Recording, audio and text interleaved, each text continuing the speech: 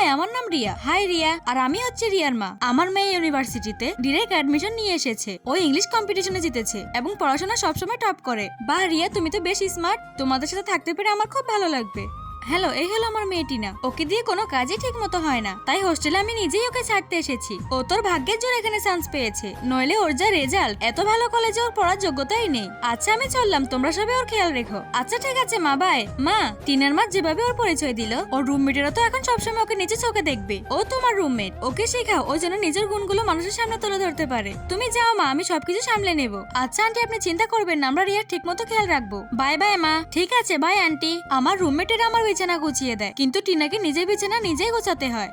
বাহ, আমি মাত্র কয়েকদিনে 5 কেজি ওজন কমিয়েছি। বাহ রিয়া, তুমি ডায়েট করছো? সত্যি রিয়া, তুমি অনেক ডিসিপ্লিনড। কিন্তু টিনা তো 1 কেজিও কমাতে পারলো না। ওর মা ঠিকই বলেছে, ওকে দিয়ে কিচ্ছু হবে না। মাহি আর খুশি টিনার সাথে সবসময় মজা নেয়। চলো কলেজের প্রজেক্ট সম্পূর্ণ করার জন্য আমরা একটা টিম তৈরি করি। রিয়া, তুমি আমাদের টিমে চলে আসো না। তুমি তো অনেক ইন্টেলিজেন্ট। আমরা 3 জন মিলে একটা টিম তৈরি করব। 3 জন না, 4 জন। আমরা টিনাকেও আমাদের টিমে নিয়ে নিই। কিন্তু টিনা তো কোনো কাজে ঠিক মতো করতে পারে না, আমরা ওকে টিমে নিব না। চলো খুশি, কাপড় ধুতে যাই। হ্যাঁ চলো। টিনা চলো, আমরা দুজনে একটা গ্রুপ বানাই। আমার মনে হয় আমি কোনো কাজের না। না টিনা, নিজেকে পরিবর্তন করতে শিখো। কেন মনে করো তুমি কিছু পারো না? সব সময় সত্যি বলতে হয় না, নিজের একটা ইমেজ তৈরি করো। যেমন আমি ডায়েটের কথা বলে সবার কাছে একটা আলাদা গুরুত্ব পেয়েছি। তুমিও কনফিডেন্সের সাথে কাজ করা শিখো, যাতে তোমাকে সবাই স্ট্রং ভাবে। কিন্তু সবাই তো মনে করে আমি কোনো কাজের না। নিজেকে দুর্বল ভেবো না, সবাইকে তুমি তোমার যোগ্যতাটা দেখাও। তুমি মনে হয় ঠিক বলছো। আরে তোমরা চলে এসেছো। তোমরা সবাই শোনো, আমি রাইটিং কম্পিটিশনে অংশ নিয়েছি এবং খুব ভালো স্ক্রিপ্ট লিখতে পারি, তাই নাকি? তবে টিনাকে আমাদের গ্রুপে রাখা উচিত। টিনা, সত্যি কি তুমি স্ক্রিপ্ট গুলো নিজে লিখেছো? হ্যাঁ, টিনা নিজেই স্ক্রিপ্ট গুলো লিখেছে। ও অনেক ভালো স্ক্রিপ্ট রাইটার। তুমি যেহেতু বলেছো তাহলে সত্যি। রিয়া, মিথ্যা বলা কি ঠিক হলো? প্রথমে লোকদেরকে বলো তুমি করতে পারো, তারপর তুমি সেটা সম্পূর্ণ করার জন্য পরিশ্রম করো। আমি আমার সর্বোচ্চ চেষ্টা করব স্ক্রিপ্টটা সম্পূর্ণ করার জন্য।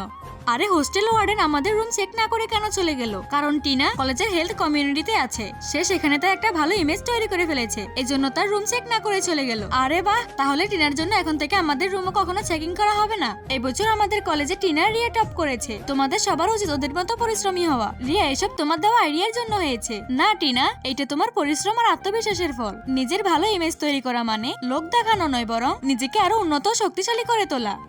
বন্ধুরা, আমি ফিরে এসেছি। কে কে আমাকে মিস করেছো? রিয়া, এখন তো তুমি ঠিক আছো? রিয়া, স্কেটিং করতে গিয়ে তো বেশ ভালো শিক্ষা হলো তোমার। অর্ধেক সেমিস্টার ছুটিতে কাটিও কি তোমার পা ঠিক হয়নি? আরে না, আমি এখন একদম ঠিক আছি। দেখো, আমি লাঠি ছাড়াই হাঁটতে পারি। আচ্ছা রুহি কোথায়? ওকে কোথাও দেখছি না।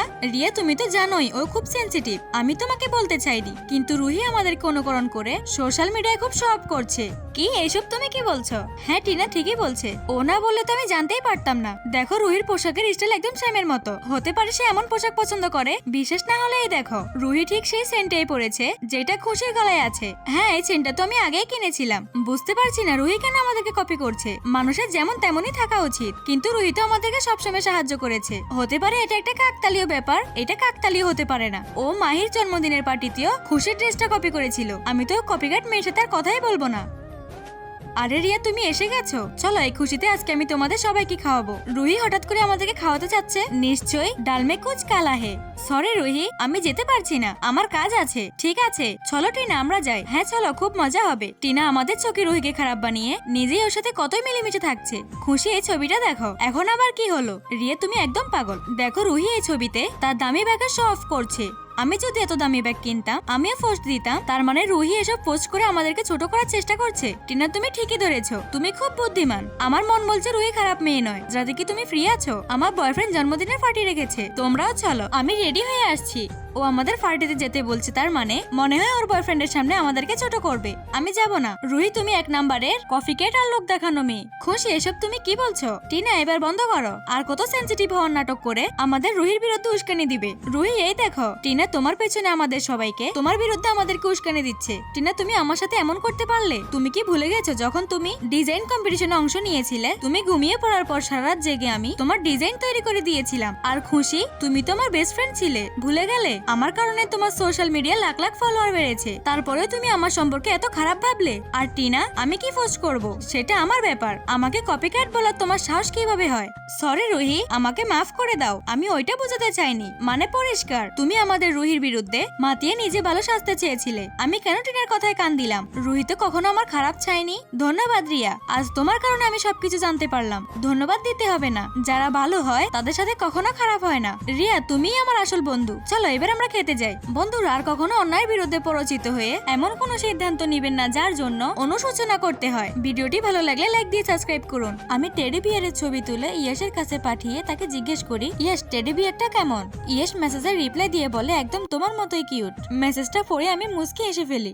গুড নাইট মাই জান। সন্ধ্যায় ইয়েস খুশি মনে বাড়িতে আসে, আমাকে এসে জড়িয়ে ধরে বলে, বেবি ফুলটা তোমার জন্য। এটা শুনে আমি অনেক খুশি হয়ে যাই। আমরা আগের মতো একে অপরের সাথে খুব সুখে দিন কাটাতে শুরু করলাম। ভাইয়া একটা ফ্যান কেক দিন। কি হয়েছে স্যার, আজকে আপনাকে অনেক খুশি দেখাচ্ছে? হ্যাঁ, বলতে পারেন আমি এক নতুন জীবন পেয়েছি, আর এই জীবনে আমি অনেক সুখে আছি। বাহ, এটা তো খুব ভালো কথা। এই নিন স্যার আপনার প্যান কেক। ধন্যবাদ তোমাকে। আরে না না, আপনার পেমেন্ট হয়ে গেছে। গতকাল ম্যাডাম এসেছিলেন এবং আগামী 5 বছরের প্যান কেকের টাকা অগ্রিম দিয়ে গেছেন, তাই আগামী 5 বছর আপনার জন্য প্যান কেক ফ্রি। দাঁড়ান, আমি আপনাকে একটা মেসেজ পাঠাচ্ছি। মেসেজ দেখে আমার মাথা নষ্ট হয়ে যায়। তখনই আমি দৌড়ে বাসার দিকে যাচ্ছিলাম। জিমি, জিমি কোথায় তুমি? আমি পুরো বাড়িতে ওকে খুঁজলাম কিন্তু কোথাও পেলাম না। কল দিলাম কিন্তু কলও বন্ধ ছিল। আমি একদম ভেঙে পড়লাম। আমার বাড়ির প্রত্যেকটা কোণে জিমির সাথে কাটানো মুহূর্তগুলো মনে পড়ছিল। তখনই আমার ফোনে একটা মেসেজ এলো, ইয়েস আমাদের সম্পর্কে 1 মাস পূর্ণ হয়েছে, তাই আমি চলে যাচ্ছি। তোমার সাথে কাটানো প্রতিটা মুহূর্ত আমার সারা জীবন মনে থাকবে। আমাকে খোঁজ করার চেষ্টা করো না, আর সব সময় খুশি থেকো। ইতি তোমার জিমি। মেসেজটা পড়ে যেন আমার পায়ের তলা থেকে মাটি সরে যায়। আমি একই করলাম। জিমি প্লিজ ফিরে এসো, আমি তোমাকে ছাড়া বাঁচতে পারবো না। আচ্ছা শোনো, তুমি আমাদের বিয়েতে অবশ্যই আসবে। হ্যাঁ ম্যাম, কেন আসবো না? আচ্ছা ইয়েস, তুমি ড্রেসটার পেমেন্ট করে দাও। আপনি ইয়েসকে নিয়ে যান, ও ড্রেসটার পেমেন্ট করে দিবে। ওকে চলুন স্যার। জিমি, তুমি আমাকে ছেড়ে কেন চলে গিয়েছিলে? আপনার 52,700 টাকা হয়েছে। জিমি, তুমি আমার কথার উত্তর দাওনি। তুমি আমাকে ছেড়ে কেন চলে গিয়েছিলে? ইয়াস, এখন এসব কথা বলে কি লাভ? ইয়াস চলো, আমাদের দেরি হচ্ছে। হ্যাঁ চলো। ইয়াস যখন চলে যাচ্ছিল, আমি ওকে বিয়ের অভিনন্দন জানালাম। নতুন দম্পতিকে বিয়ের অনেক অনেক শুভকামনা। তোমরা অনেক সুখে থেকো।